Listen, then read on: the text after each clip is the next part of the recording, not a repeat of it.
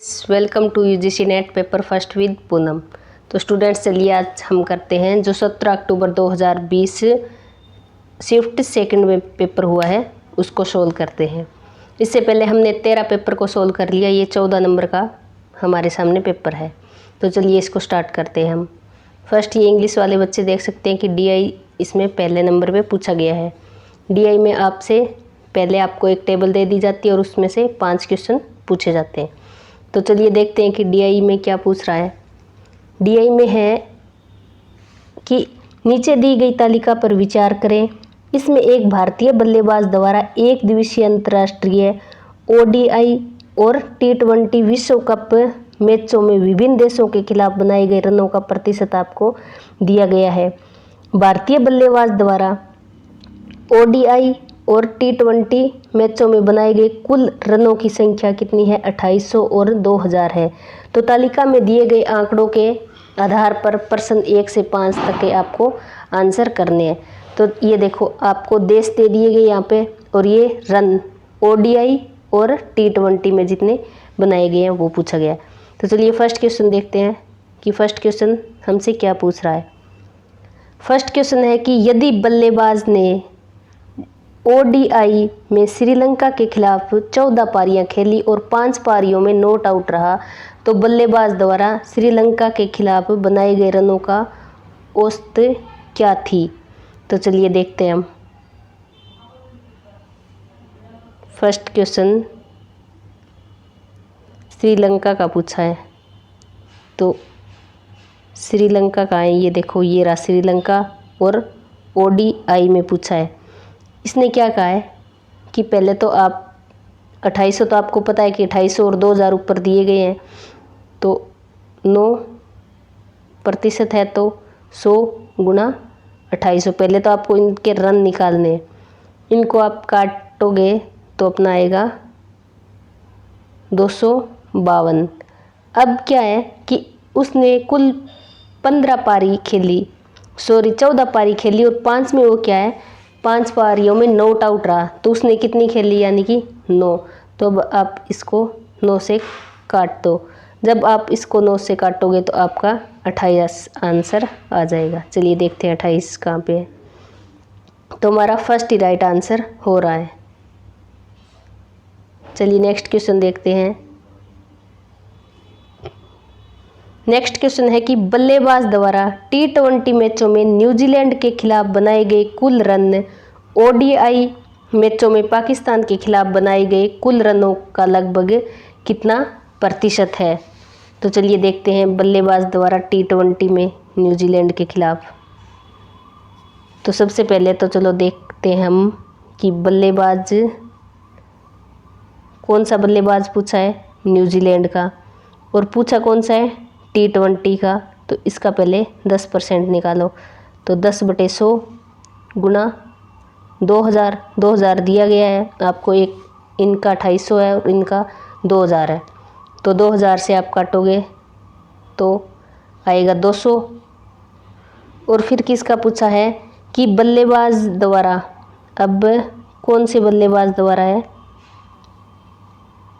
ODI में पाकिस्तान। अब पाकिस्तान देखो, पाकिस्तान में ओडीआई में कितने हैं? 10.50। 100 गुणा में 2800 है इसका तो 2800 आ जाएगा। अब इनको आप काटोगे तो आपका आएगा 294। अब इनका परसेंटेज पूछा है तो 200/294 मल्टीप्लाई 100। अब आप इन सब को काटोगे तो आपका आएगा 68.02। अब देखो 68.02 किस में है? 68.02 बिल्कुल तो नहीं दिया गया, लेकिन हम इसका आंसर डी मानेंगे कि 68%। चलिए नेक्स्ट क्वेश्चन देखते हैं। नेक्स्ट क्वेश्चन है कि निम्नलिखित में से किस देश के मामले में बल्लेबाज द्वारा ओडीआई और टी20 में बनाए गए रनों का अंतर दूसरा सबसे कम अंतर है? तो चलिए देखते हैं। दूसरा सबसे कम पूछा गया है हमसे। तो चलिए देखते हैं डीआई में। ये अपने सामने डीआई है। अब देखो पहले आपको क्या है कि आपको निकालना है अंतर। किसका निकालोगे पहले? पाकिस्तान का। इन दोनों का अंतर निकालने के लिए आपको क्या करना पड़ेगा? ये देखो 10.50 बटे 100 गुणा में 2800। अब इनको काटो तो आपका इनको काटने पे आएगा 294 आएगा। और इस तरफ आएगा 9.50 बटे 100 गुणा में 2000। अब इन सब को आप काटोगे तो आएगा आपका 190। अब इन दोनों को क्या करना है? आपको माइनस करना है। जब आप इनको माइनस करोगे तो आपका आएगा 104। इसी तरह आपको सबका निकालना है, या तो सबका निकालना है या आपको क्या करना है, इसमें ऑप्शन देख लो। ऑप्शन में 4 ही पूछे गए हैं। चलो देखते हैं हम। मैं आपको सही तरह से बता दूं कि हमें श्रीलंका, पाकिस्तान, दक्षिण अफ्रीका और वेस्ट इंडीज़ चारों का ही निकालना है हमें। तो श्रीलंका का निकालना है, पाकिस्तान का निकालना है और जो दक्षिण अफ्रीका का है और वेस्ट इंडीज़ का। इन चारों को आपको अंतर निकालना है। जब आप पाकिस्तान का अंतर निकालोगे तो पाकिस्तान का आएगा 104, श्रीलंका का आएगा 2 और दक्षिण अफ्रीका का जब आप अंतर निकालोगे तो आएगा 20 और वेस्ट इंडीज़ का आएगा 46। अब पूछा गया कि दूसरा सबसे कम किसका है? तो दूसरा सबसे कम है, पहला तो सबसे कम श्रीलंका का है, दूसरा दक्षिण अफ्रीका का। तो अब आपको पता लग गया होगा कि इनमें अंतर कैसे निकालना है। पहले इनको अंतर ऐसे निकालना है, बटे 100 गुणा में जो 2800 है इसको निकालो। और इसी तरह T20 का निकालो, 9.50 बटे 100 गुणा में 2000। अब इन दोनों को आपको काटना है। काटने के बाद जितना बचेगा, इसमें बचेगा 252 और इसमें बचेगा 250। तो इस तरह इन दोनों का अंतर कितना आया? 2। तो ये देखो श्रीलंका का 2 है। तो इस तरह आपको क्या करना है? सबका निकाल के देखना है।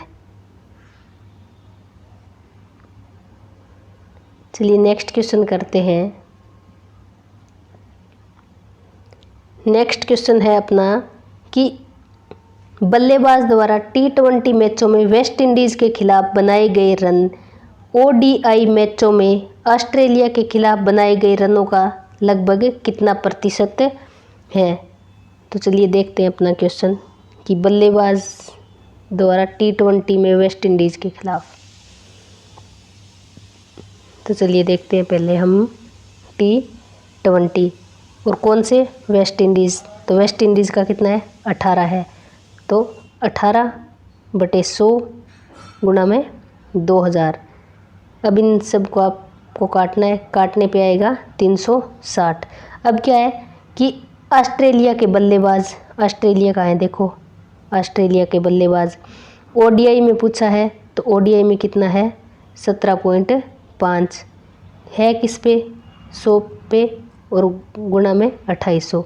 इन सब को काटने पे आएगा आपका 490। अब परसेंटेज पूछा गया है कि कितने प्रतिशत है। तो प्रतिशत निकालने के लिए क्या करना पड़ेगा? 360 बटे 490 गुणा में 100। अब आपको इन सब को काटना है। काटने पे हमारा आंसर आएगा 73.46, यानी कि 73% हमारा आंसर हो जाएगा। तो चलिए देखते हैं 73% कौन से ऑप्शन में है। तो थर्ड हमारा राइट आंसर हो जाएगा। चलिए नेक्स्ट क्वेश्चन देखते हैं। नेक्स्ट क्वेश्चन है कि यदि बल्लेबाज ने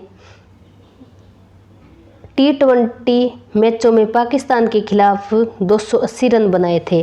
पाकिस्तान के खिलाफ कितने रन बनाए हैं? 280। तो उसके द्वारा अन्य सभी देशों के खिलाफ T20 मैचों में बनाए गए रनों का प्रतिशत कितना होता, यह मानते हुए कि T20 मैचों में बल्लेबाज द्वारा बनाए गए कुल रन वही है, अर्थात 2000 रहते हैं। तो T20 में हमें कितना मानना है? 280 मानना है।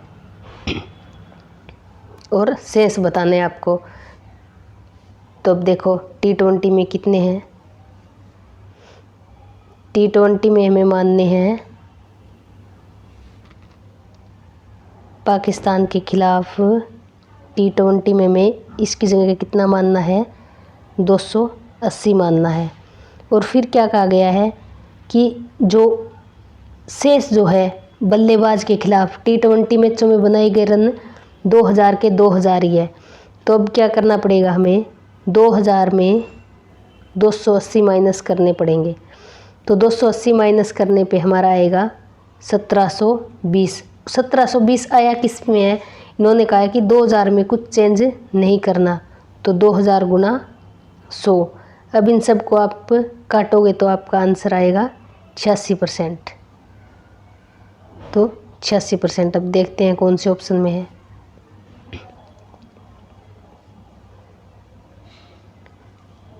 छियासी है हमारा थर्ड राइट आंसर हो जाएगा। चलिए नेक्स्ट क्वेश्चन देखते हैं। नेक्स्ट क्वेश्चन है अपना कि अधिगम परिणामों को इष्टतम बनाने के लिए निम्नलिखित में से कौन से कारकों को वैश्विक संदर्भ में शोध साक्ष्यों की दृष्टि से सर्वाधिक प्रभावी माना गया है। तो शोध की दृष्टि से सबसे अधिक प्रभावी माना गया है शिक्षक संबंधित कारक। तो थर्ड हमारा राइट आंसर हो जाएगा। चलिए नेक्स्ट क्वेश्चन देखते हैं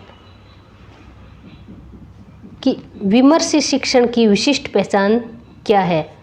तो अब तो आपको, अगर आपने पिछली वीडियोस देखी है तो आपको बिल्कुल सही अंदाज़ा हो गया होगा उसका कि जो हमारे शिक्षण के 3 चर दिए गए हैं, मेमोरी लेवल, अंडरस्टैंडिंग लेवल और रिफ्लेक्टिव लेवल। यानी कि रिफ्लेक्टिव लेवल जो विमर्शी चिंतन है, शिक्षण है, उसके बारे में पूछा गया है। तो ये क्या होना चाहिए, इसकी क्या पहचान है, ये स्पष्ट, संगठित और सुसंरचित विषय वस्तु इसकी पहचान है। तो फर्स्ट हमारा राइट आंसर हो जाएगा। चलिए नेक्स्ट क्वेश्चन देखते हैं।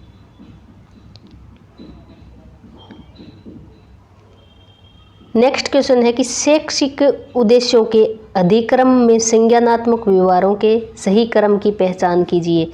कि जो कोग्निटिव डेवलपमेंट होता है हमारा, संज्ञानात्मक जो व्यवहार है उसका सही हमें क्रम बताना है। तो सबसे पहले क्या होगा, सबसे पहले ज्ञान होता है, तो सबसे पहले ए।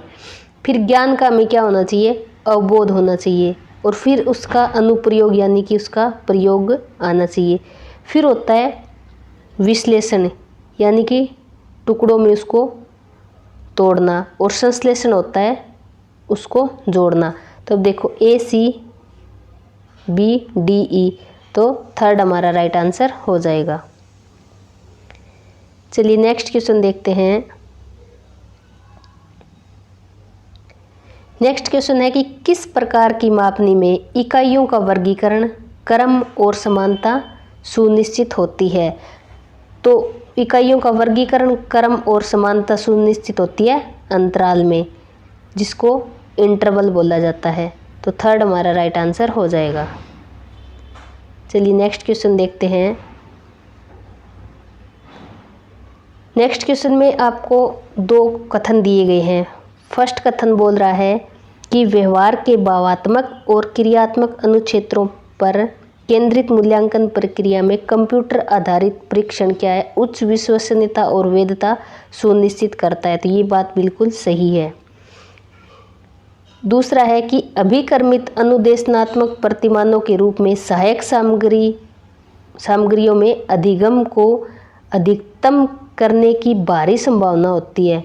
तो अधिकतम करने की बाहरी संभावना इसमें नहीं होती। तो इसका मतलब है कि ए हमारा सही है और दूसरा गलत है। तो थर्ड हमारा राइट आंसर हो जाएगा। चलिए नेक्स्ट देखते हैं। नेक्स्ट क्वेश्चन है अपना कि शिक्षा में क्रियात्मक शोध के समर्थन में निम्नलिखित में से कौन सा तर्क दिया जाता है। क्रियात्मक एक्शन रिसर्च। तो एक्शन रिसर्च में पूछा गया है। तो आपको पता होना चाहिए कि एक्शन रिसर्च किसके द्वारा इसका प्रयोग किया गया था। तो सबसे पहले कुर्ट लेविन नाम के एक वैज्ञानिक हुए, उन्होंने 1940 में इसका प्रयोग किया था। किसने किया था ये पूछा जा सकता है, कुर्ट लेविन ने। और ये क्या होती है, एक्शन रिसर्च है, एक चक्रीय प्रक्रिया होती है, ठीक है। एक पब्लिक कम्युनिकेशन भी इसको हम, सॉरी पब्लिक कम्युनिकेशन तो नहीं बोल सकते, कम्युनिकेशन तो अलग हो गया, कुर्ट लेविन ने दिया था। और ये एक चक्रीय होती है जिसमें प्लान होता है, एक्ट होता है, ऑब्जर्व होता है और रिफ्लेक्टिव होता है चक्रीय प्रक्रिया में। तो इसका आंसर बनेगा कि क्रियात्मक शोध के संदर्भ में निम्नलिखित में से कौन सा तर्क दिया जा सकता है। तो क्रियात्मक शोध में क्या होता है कि कोई क्लास में कोई इमीडिएट सुधार करना है तो उसमें क्या होगी, क्रियात्मक शोध का उपयोग किया जाएगा। तो इसका राइट आंसर बनेगा कि शैक्षिक स्थिति और शिक्षक के अभ्यासकर्ता में बेहतरी के लिए परिवर्तन होता है। तो डी हमारा राइट आंसर हो जाएगा। चलिए नेक्स्ट क्वेश्चन करते हैं। नेक्स्ट क्वेश्चन है कि निम्नलिखित में से किस प्रकार से प्रयोगात्मक और कार्योत्तर शोध में महत्वपूर्ण अंतर होता है। प्रयोगात्मक यानी कि एक्सपेरिमेंटल रिसर्च और कार्योत्तर एक्स पोस्ट फैक्टो। प्रयोगात्मक में तो हम एक्सपेरिमेंट करके देखते हैं, कारण और प्रभाव को जानते हैं। और कार्योत्तर में क्या होता है कि कार्योत्तर में कोई काम हो चुका उसके बाद में हम कोई रिसर्च करते हैं तो वो कार्योत्तर शोध में आती है।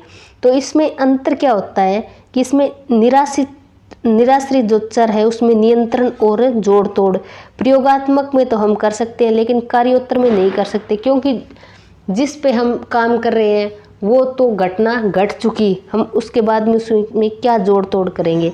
तो हम प्रयोगात्मक में तो जोड़ तोड़ कर सकते हैं लेकिन कार्योत्तर जो शोध है उसमें जोड़ तोड़ नहीं कर सकते। तो इसका राइट आंसर 4 हो जाएगा। चलिए नेक्स्ट क्वेश्चन देखते हैं।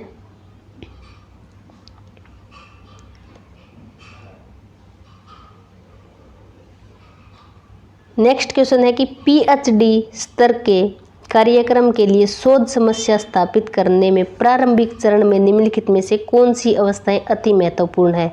तो प्रारंभिक स्तर में पीएचडी जो स्तर के पाठ्यक्रम है उसमें शोध समस्या में कौन कौन से जो आरंभिक चरण है वो आपसे पूछा गया है। तो परिकल्पना का निर्माण ये नहीं होता प्रारंभिक चरण में। संबंधित साहित्य के सर्वेक्षण के माध्यम से क्षेत्र से समस्या अनुक्षेत्र को चिन्हित करना, ये एक बार हम डाउट में रख लेते हैं। चलो आगे देखते हैं। शोध के समग्र और उसकी विशेषताओं को परिभाषित करना, तो ये बात बिल्कुल सही है। अब देखो सी बिल्कुल सही है, तो सी हमारा आंसर, ए गलत है, तो ये 2 ऑप्शन तो हमारे कट हो गए। अब हमें पता है कि इन 2 में से आंसर है। चलो आगे देखते हैं कि तार्किक विश्लेषण की प्रक्रिया द्वारा चिन्हित मुद्दों जिन्हें समस्या कहा जाएगा का चयन करना, ये बात बिल्कुल सही है। तो सी डी 2 में है। चलो अब ई और बी में देखते हैं कि समस्या को परिभाषित और सीमांकित करना, तो ये बहुत ज़रूरी है। तो इसका मतलब बी नहीं आएगा इसमें, सी डी और ई। तो 4th हमारा राइट आंसर हो जाएगा। चलिए नेक्स्ट क्वेश्चन देखते हैं। नेक्स्ट क्वेश्चन में क्या पूछा गया है हमसे कि निम्नलिखित में से गैर जो संभाव्यता आधारित प्रतिदर्श प्रतिचयन प्रविधियों की पहचान कीजिए। तो अब आप देख लो कि जो सैम्पलिंग है यानी कि प्रतिदर्श, इससे बार बार क्वेश्चन पूछा जा रहा है। तो चलो मैं आपको बता दूं कि सैम्पलिंग में 2 टाइप के, जो हमारे सैम्पलिंग के हम 2 टाइप बोल सकते हैं। एक तो होता है प्रोबेबिलिटी और एक होता है नॉन प्रोबेबिलिटी। प्रोबेबिलिटी में क्या होता है कि जो चुनने की संभावनाएं क्या है, इक्वल होती है। ध्यान से समझना, आपको सैम्पलिंग बिल्कुल अच्छी तरह आ जाएगी। और ये क्या होती है, नॉन प्रोबेबिलिटी वाली को हम भेदभावकारी बोल सकते हैं। तो हमसे पूछा क्या गया है कि गैर संभाव्यता यानी कि नॉन प्रोबेबिलिटी में पूछा गया कि नॉन प्रोबेबिलिटी में कौन कौन सी आएगी। इसमें आएगी सबसे पहले तो convince sampling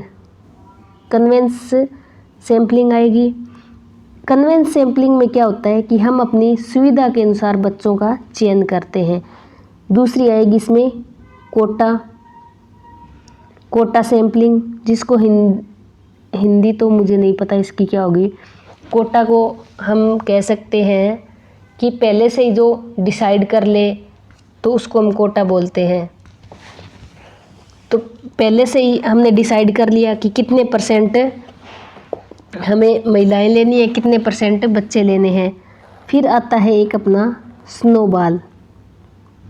snowball sampling. Snowball का मतलब होता है, एक टाइप से हम एक गोला बोल सकते हैं। जैसे हम सीधी भाषा में बोलें तो एक हम लोहे का गोला मान सकते हैं इसको। अगर हम लोहे के गोले को चुंबक का गोला मान सकते हैं। चुंबक के गोले को अगर हम धकेलेंगे तो वो क्या है, छोटे छोटे कण को अपने साथ में क्या है, समेटेगा। तो इसी तरह स्नोबॉल क्या होता है कि हमें क्या करना है कि हमें जिस तरह कोई सैम्पलिंग में हमने ले लिया कि गांव में कितने लोग नशा करते हैं, तो हम क्या करेंगे कि हर एक से तो जाके नहीं पूछेंगे, जो हमारे जानकार है उससे हम पूछेंगे और उनके आधार पर हम जो क्या है फाइनल रिजल्ट निकालेंगे। तो इसको हम बोलते हैं स्नोबॉल, यानी कि हमने पहले से ही डिसाइड कर लिया कि हमारे जानकार कौन है और किससे हमें क्वेश्चनिंग करनी है। एक आता है जजमेंटल। इसमें आता है एक जजमेंटल, यानी कि हमने पहले ही जज कर रखा है कि हमें किसे सिलेक्ट करना है। और एक आता है इसमें परपोजिटिव, यानी कि सो उद्देश्य के साथ, तो परपोजिटिव। तो अब इनकी हिंदी आपको खुद देखनी है। चलो ये क्वेश्चन हम इंग्लिश में करते हैं। तो इसमें देखो नॉन प्रोबेबिलिटी में एक तो आएगा कोटा सैम्पलिंग, एक आएगा स्नोबॉल और एक आएगा परपोजिटिव। तो बी, डी और ई, तो थर्ड हमारा राइट आंसर हो जाएगा। थर्ड हमारा राइट आंसर बन रहा है।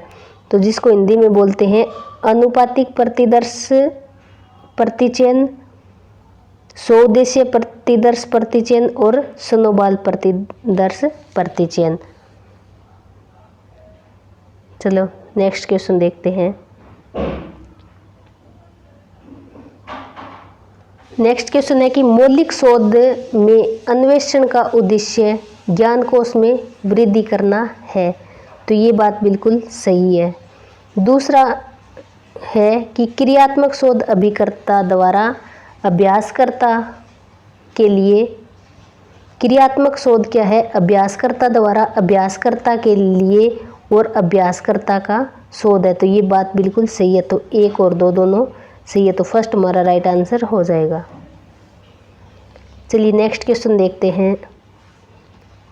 नेक्स्ट क्वेश्चन है कि रेलवे स्टेशनों पर रेलगाड़ियों के आगमन और प्रस्थान की घोषणा है।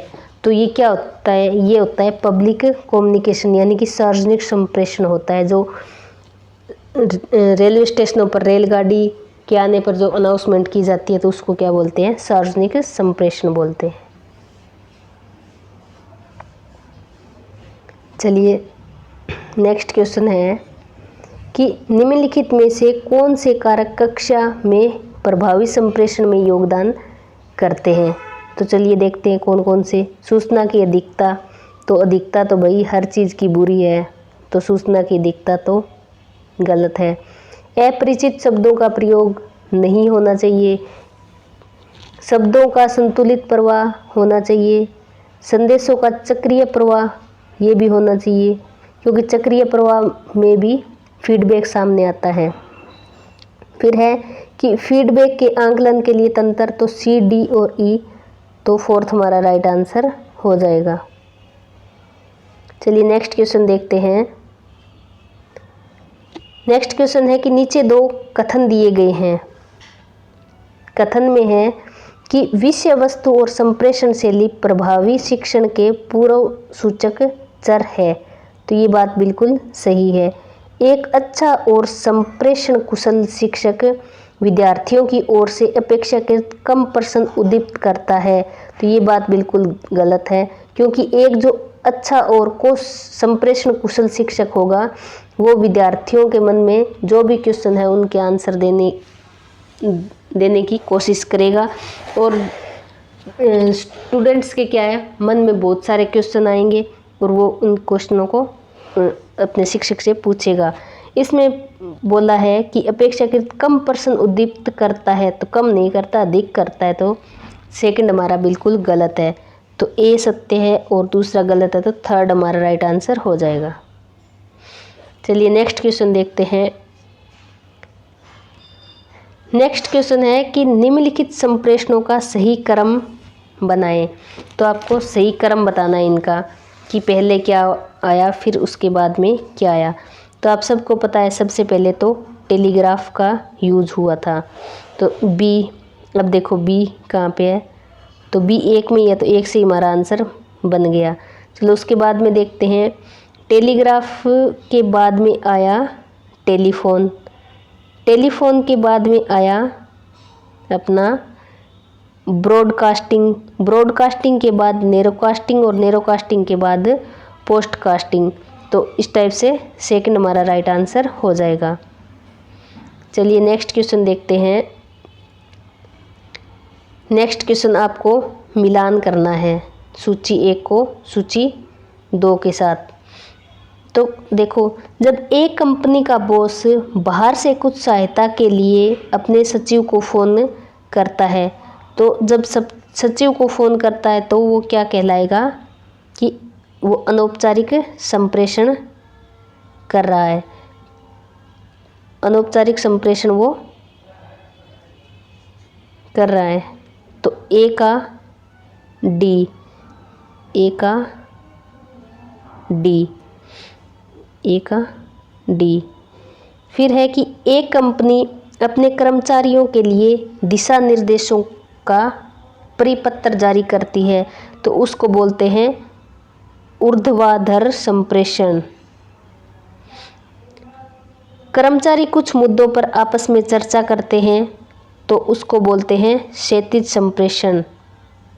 और एक कंपनी अपने खुदरा और थोक विक्रेताओं को औपचारिक पत्र भेजती है, तो उसको बोलते हैं विपणन संप्रेषण। यानी कि इस हिसाब से हम मिलाएंगे तो 1 का 4, 1 का 4 एक में है, तो फर्स्ट हमारा राइट आंसर हो जाएगा।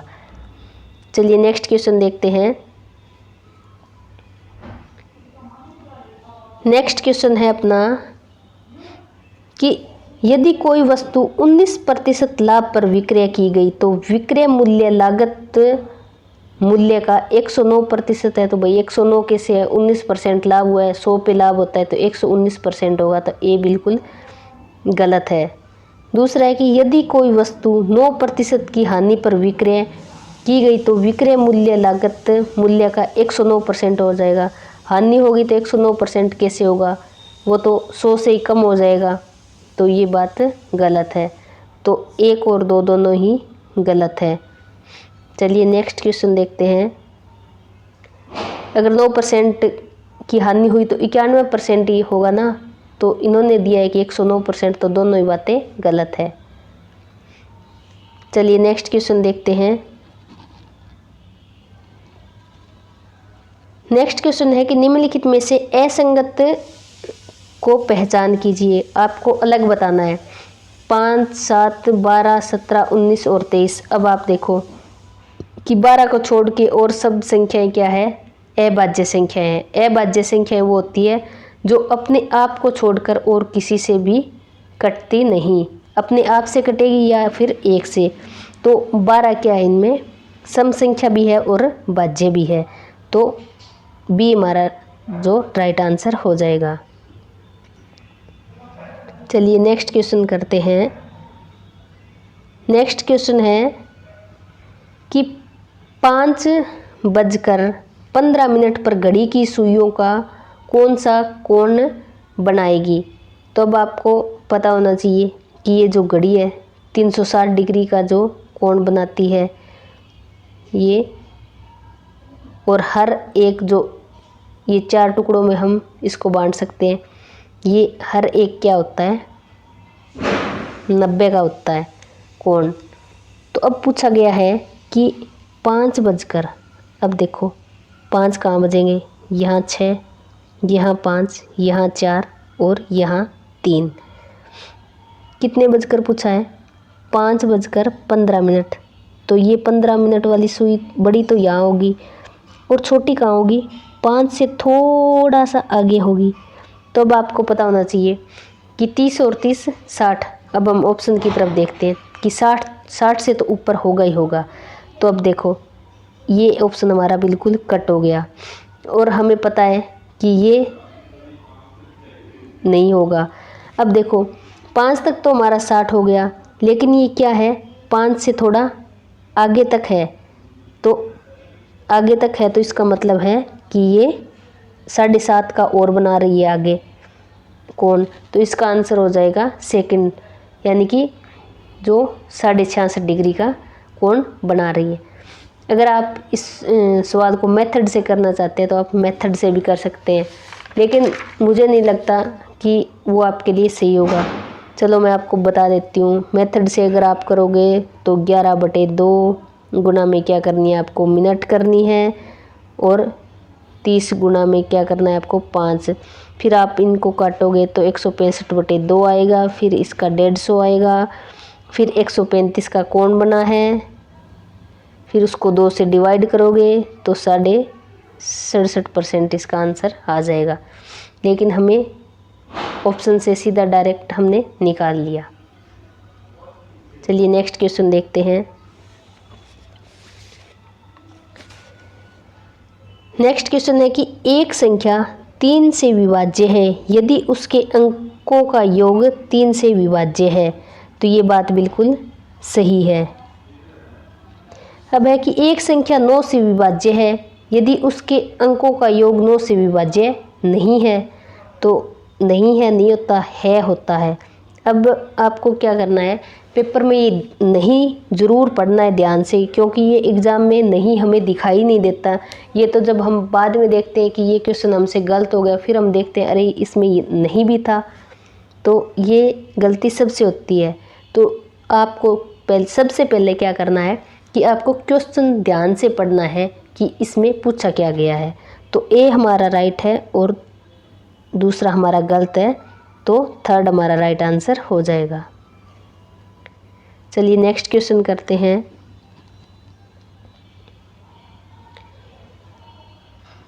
नेक्स्ट क्वेश्चन है कि 2 क्रमिक संख्याओं के वर्ग के बीच का अंतर 35 है, लघु संख्या यह होगी। तो अब आपको ऑप्शन पे जाना है। ऑप्शन पहला उठाओ। पहला आप क्या करो, 14 का वर्ग करो।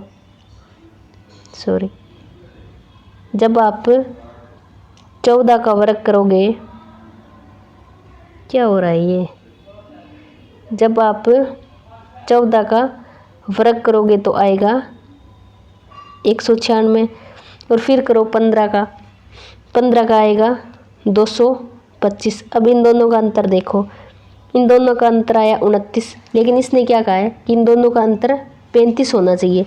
इसी तरह आपको क्या करना है, 15 और 16 का निकालो। 15 और 16 को निकालोगे तो इसका अंतर भी 31 आएगा। 16 और 17 का निकालोगे तो इसका अंतर 33 आएगा। जब आप 16 और 17 का निकाला तो 29 आया। 17 और 18 का निकालोगे तो 17 का आएगा 289 और 18 का आएगा 324। अब इन दोनों का अंतर निकालोगे आप तो इन दोनों का अंतर 35 होगा। तो हमारा राइट आंसर क्या होगा, डी। तो फोर्थ हमारा राइट आंसर हो जाएगा। हम इस तरह जिन बच्चों को मैथ से डर लगता है तो वो क्या है, ऑप्शन से भी आंसर सही कर सकते हैं, क्योंकि मैथ ज़्यादा मुश्किल नहीं पूछते, बिल्कुल जर्नल सा मैथ पूछते हैं। लेकिन जिनको नहीं आता उनको थोड़ा मुश्किल लगता है। चलिए नेक्स्ट क्वेश्चन देखते हैं।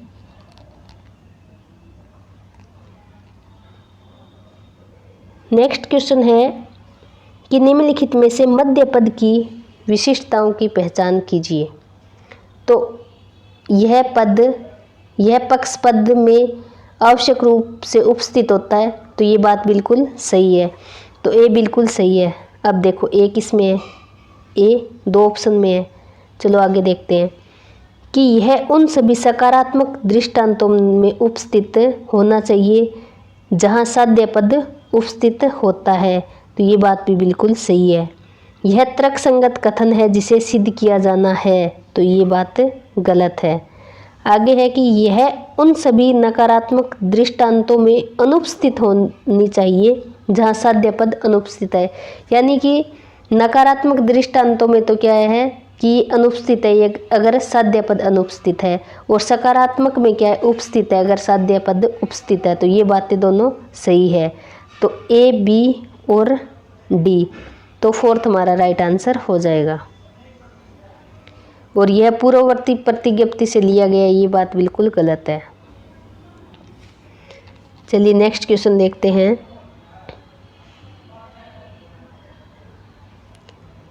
नेक्स्ट क्वेश्चन है कि अरस्तु के न्याय वाक्य में निम्नलिखित में से कौन सा भारतीय न्याय तर्कशास्त्र में उपनय के अनुरूप है। तो साध्य प्रतिज्ञप्ति इसका राइट आंसर हो जाएगा। तो ए हमारा राइट आंसर है। चलिए नेक्स्ट क्वेश्चन देखते हैं। नेक्स्ट क्वेश्चन है कि अग्नि गर्म नहीं है। अरे भाई अग्नि कैसे गर्म नहीं है, अग्नि तो गर्म है क्योंकि यह जल की तरह बनती है। तो क्या ये जल की तरह बनती है? यह किस प्रकार के हेत्वाभास का उदाहरण है? तो ये तो बिल्कुल बाधित विषय है। तो सेकंड हमारा राइट आंसर हो जाएगा। चलिए नेक्स्ट क्वेश्चन देखते हैं। नेक्स्ट क्वेश्चन है कि केवल व्यतिरेकी वह अनुमान है जिसमें मध्य पद पक्ष पद का विभेदक है। तो ये बात बिल्कुल सही है क्योंकि केवल व्यतिरेकी में मध्य पद जो होता है पक्ष पद का विभेदक है। ये बात बिल्कुल सही है। अब आगे है कि केवलान्वी वह अनुमान है जिसमें मध्य पद सकारात्मक और नकारात्मक दोनों रूपों में साध्य पद से संबंधित होता है। तो केवलान्वी वो नहीं है जो सकारात्मक और नकारात्मक में संबंधित होता है, ये ओनली सकारात्मक से होता है। सकारात्मक और नकारात्मक दोनों में होता है अन्वय व्यतिरेकी होता है। कौन सा होता है इनमें?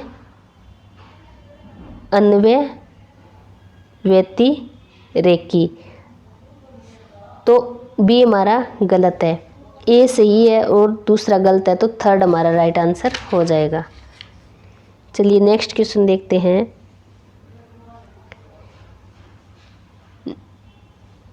नेक्स्ट क्वेश्चन है कि नाम एवं वस्तु के बीच के संबंध के ज्ञान को जिस नाम से निर्दिष्टित किया जाता है उसे कहा जाता है।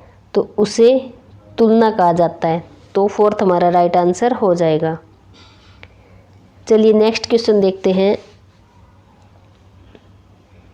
नेक्स्ट क्वेश्चन है कि अंकुर को एक ईमेल प्राप्त होता है जिसमें उसे बताया जाता है कि उसके क्रेडिट कार्ड को रद्द किया जा रहा है।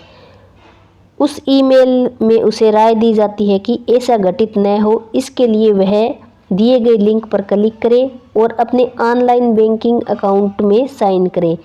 वह उस निर्देश का पालन करता है। एक सप्ताह बाद अंकुर पाता है कि उसके बैंक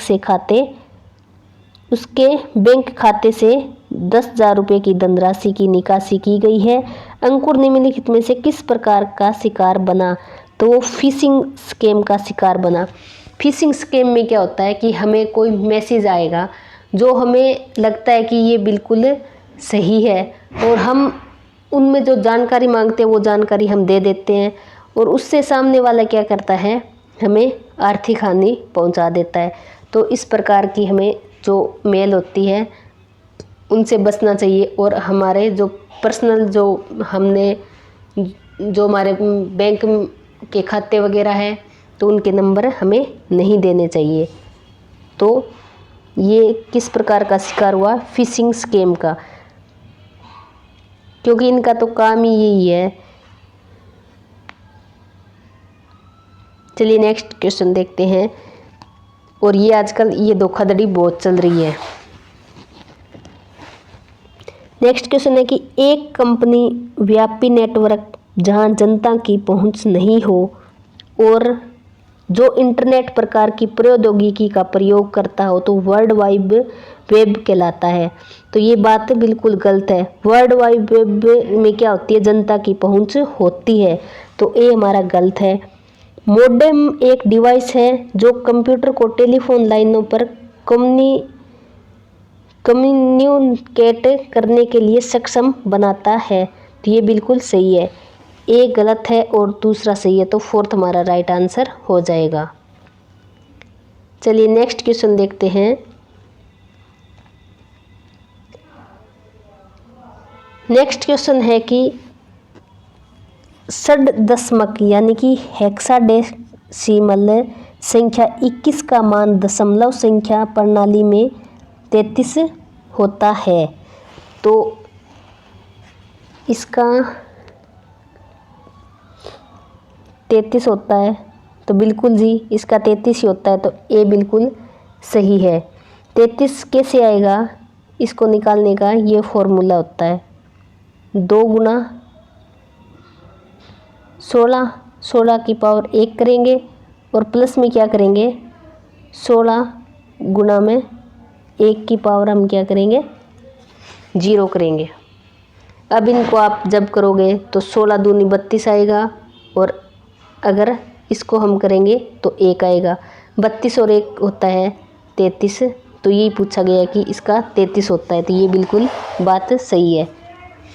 चलो आगे देखते हैं कि द्विआधारी संख्या 1110 का मान दशमलव संख्या प्रणाली 14 है। तो आपको 14 का निकाल के देखना है। 7 पे गया पहले, ये 0 2 3 1 2 1 1। अब इसको उल्टा करके लिखते हैं तो 1 1 1 0, तो ये बिल्कुल ये भी सही है। तो 1 और 2 दोनों सही है, तो सेकंड हमारा राइट आंसर हो जाएगा।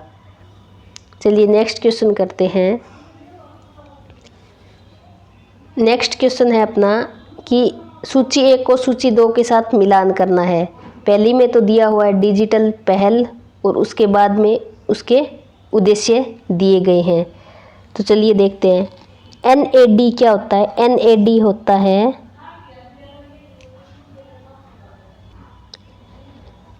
होता है सभी प्रकार के अकादमिक प्राविधान तथा सर्टिफिकेट डिग्री आदि का 24 घंटे और 7 दिन ऑनलाइन स्टोर हाउस होता है। तो ए का 3, तो 1 से हमारा आंसर आ गया। चलो आगे मिलाते हैं। स्वयं प्रभा क्या होती है, स्वयं प्रभा होती है राष्ट्रीय चैनलों के माध्यम से शैक्षणिक ई कंटेंट के प्रसारण हेतु उपग्रह संचार प्रौद्योगिकी का प्रयोग। और NDL क्या होता है कि सभी डिजिटल पुस्तकालय जो विभिन्न प्रकार के डिजिटल कंटेंट के बारे में जानकारी संग्रहित करते हैं। और स्वयं क्या है, स्कूली शिक्षा और उच्च शिक्षा हेतु विभिन्न ऑनलाइन पाठ्यक्रम मुहैया कराता है। तो चलिए नेक्स्ट क्वेश्चन देखते हैं। आज वीडियोस बहुत लंबी बन रही है। चलो नेक्स्ट क्वेश्चन देखते हैं कि भंडारण स्टोरेज के प्रति बाइट कीमत के आधार पर किसी कंप्यूटर में निम्नलिखित विभिन्न प्रकार के स्टोरेज मेमोरी घटकों को सर्वाधिक महंगे से न्यूनतम महंगा। तो सबसे महंगा कौन सा है, सबसे महंगा होता है CPU कैचे, तो डी 2 में दिया हुआ है। चलो फिर देखते हैं। फिर होता है DDR4 रैम, तो उसके बाद में ए भी 2 में है। और फिर होता है SSD और लास्ट में होता है HDD, यानी कि बी जो सेकंड है हमारा राइट आंसर हो जाएगा। चलिए नेक्स्ट क्वेश्चन देखते हैं। नेक्स्ट क्वेश्चन है अपना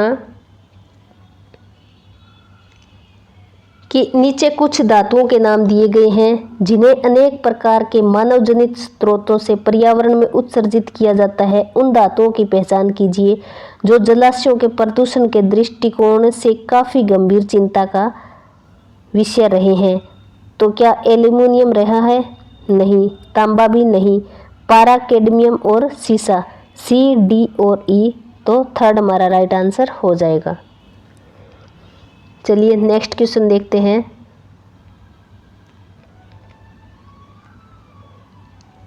नेक्स्ट क्वेश्चन है कि समान तीव्रता परंतु अलग अलग आवृत्ति वाली दो ध्वनियाँ अलग अलग प्रबलता की प्रतीक हो सकती है, तो ये बात बिल्कुल सही है।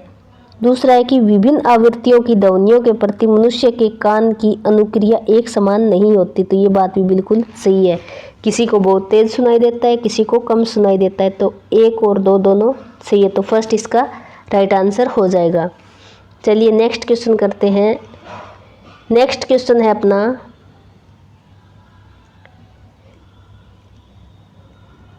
कि प्रत्येक देश द्वारा दीर्घावधि कम उत्सर्जन विकास रणनीतियां अपनाना पेरिस समझौते के लक्ष्यों को साकार करने महत्वपूर्ण है, तो ये बात बिल्कुल सही है। पेरिस समझौता हुआ कब था? 2015 में। इसका उद्देश्य था कि जो तापमान है उसको 2 डिग्री सेल्सियस से अधिक नहीं होने देना, और इसका स्तर कितना रखा गया था? 1.5 डिग्री सेल्सियस रखा गया था। आगे है कि प्रत्येक देश द्वारा घोषित राष्ट्रीय रूप से निर्धारित योगदान वैश्विक तापमान में वृद्धि को पूर्व औद्योगिक स्तर से 2 डिग्री सेल्सियस अधिक तक सीमित रखने के लिए पर्याप्त नहीं है। तो अब इसको आपको करने के लिए सही व्याख्या है या नहीं, नीचे वाले के नीचे इसलिए लगाना है, ऊपर वाले के ऊपर क्योंकि लगाना है। अब पहली लाइन पढ़ो, उसके बाद में क्योंकि लगाओ, और फिर दूसरी लाइन पढ़ो। दूसरी लाइन खत्म होने के बाद इसलिए लगा के पहली लाइन पढ़ो। अगर ये बिल्कुल इसका सही मैच बैठ रहा है तो ये इसकी सही व्याख्या है। इस तरह हम इसको देखेंगे कि ये इसकी सही व्याख्या है, तो फर्स्ट इसका राइट आंसर हो जाएगा। चलिए नेक्स्ट देखते हैं। नेक्स्ट क्वेश्चन है कि वायुमंडल में निम्नलिखित ग्रीन हाउस गैसों के जीवन काल के सही क्रम यानी कि अवरोही उतरते क्रम में आपको बताना है। तो सबसे ज़्यादा होता है नाइट्रस ऑक्साइड। नाइट्रस ऑक्साइड कितने वर्षों तक रहता है? 298 वर्षों तक।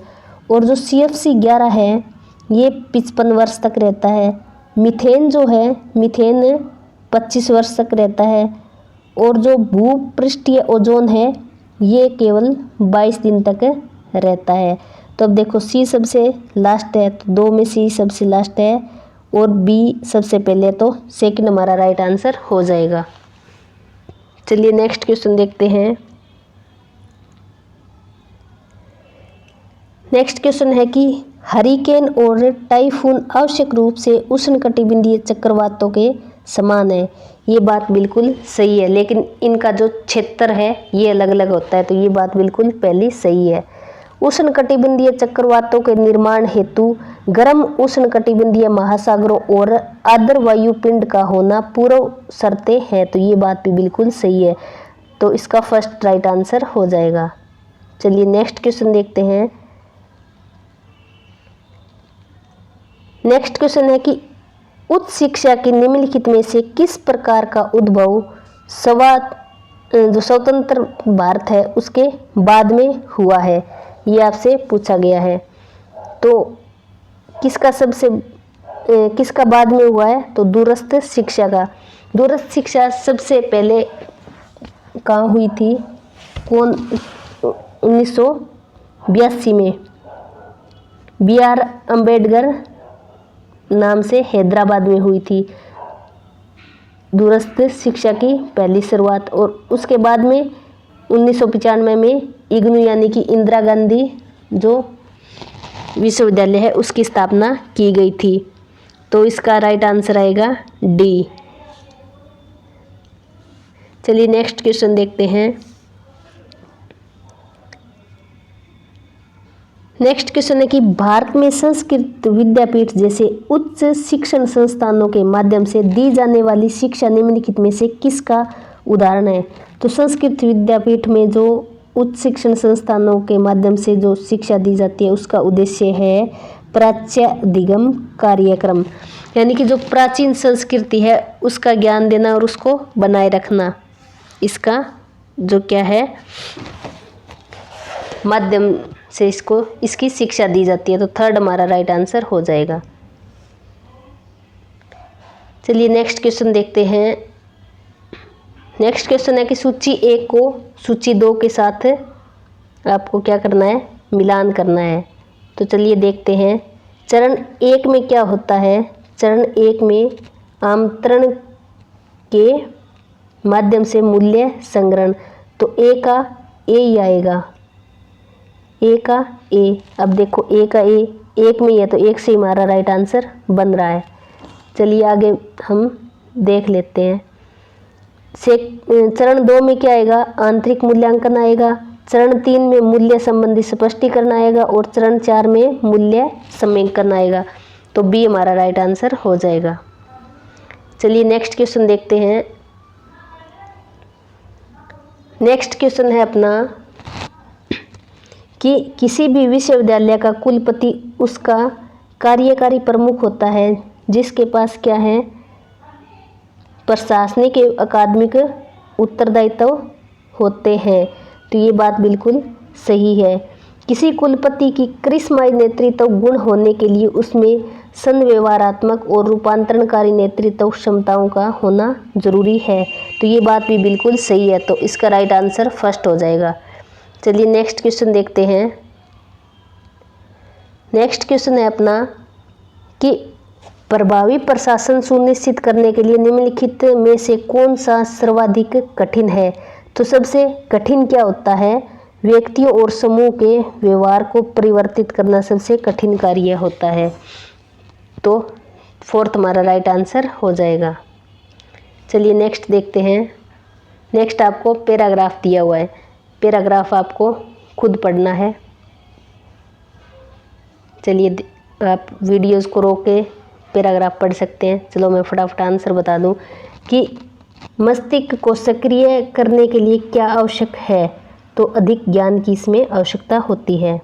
चलिए नेक्स्ट क्वेश्चन देखते हैं कि हमारा अंतरतम कुशल क्षेत्र इस पर निर्भर करता है, किस पर निर्भर करता है, परमता के साथ संबंध होना। तो फोर्थ हमारा राइट आंसर है। चलिए नेक्स्ट क्वेश्चन देखते हैं कि दिव्यता की उपस्थिति का हम किस प्रकार से अनुभव कर सकते हैं। तो अपने स्वयं के अंदर निश्चित प्रयास के द्वारा कर सकते हैं। चलिए नेक्स्ट क्वेश्चन देखते हैं। नेक्स्ट क्वेश्चन है कि प्रत्येक व्यक्ति के दिव्य उपस्थिति को उसके द्वारा देखा जा सकता है, किसके द्वारा, व्यक्ति द्वारा, दिव्यता के स्वयं अनुभव द्वारा। तो फर्स्ट इसका राइट आंसर हो जाएगा। चलिए नेक्स्ट एंड लास्ट क्वेश्चन है कि गद्यांश निम्नलिखित में से उस पर केंद्रित है, किस पर केंद्रित है, दिव्य उपस्थिति के साथ संबंध होने के महत्व पर। तो ये आज की वीडियो हमारी कंप्लीट हो गई। आई होप आपको ये वीडियो पसंद आ रही होगी और आपके लिए ये यूज़फुल भी होगी। अगर आपको ये वीडियोस पसंद आ रही है तो प्लीज़ इस चैनल को लाइक, शेयर एंड सब्सक्राइब करें। और अगर आपको ये वीडियोस पसंद नहीं आ रही तो इसको डिसलाइक करें और डिसलाइक का कारण ज़रूर बताएं ताकि मैं जो कमी है उसको दूर कर सकूँ। Thank you, thanks for watching, have a nice day.